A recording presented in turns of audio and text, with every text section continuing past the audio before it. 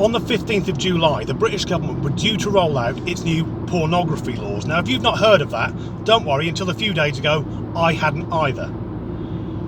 But they've had to roll these laws back for another 6 months because the government forgot to inform the EU. Now, that doesn't come as a shock, because if the never-ending saga that is Brexit has taught us anything, is that if the British government has to do anything that involves Europe, they will fuck it up.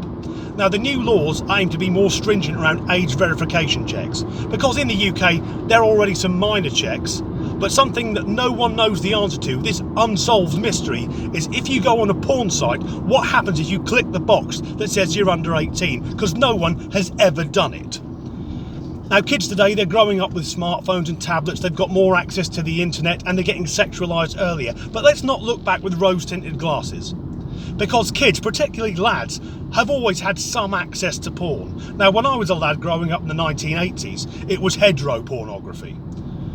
And if you're of the right age, you'll know what I mean. You could be wandering along, and in the bottom of a bush or a hedgerow there'd be a magazine. Now, that could be a discarded Sunday supplement, or it could be a copy of Razzle or any of the other jazz mags of the era. So there's always a sense of excitement when you approached a hedge with a magazine in it, because that magazine, you could be looking at what was on TV 3 weeks ago, or pictures of Fiona, 23, from Leicester, sat there with her flange out.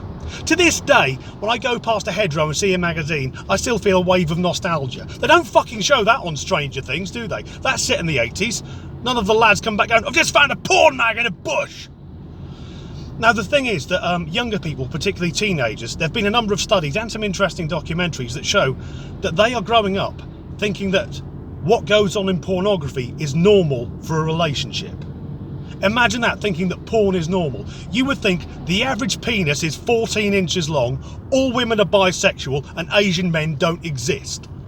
Actually, no, Japanese men exist, but they've got pixelized genitals. So, the new restrictions that are going to come in, one of the ideas is that to prove you're over the age of 18, you would have to scan in your passport or driver's license. Now, people are concerned about that because that is a fucking data hack waiting to happen. If you had your identity stolen on a porn site, would you admit it? Would you go down the local police station and go, yeah, I think my identity's been stolen, I was online? The website, latex and lace Hispanic anal sluts.com. I don't know if that's a real website, I just made that up. If it is real, free advertising, you're fucking welcome.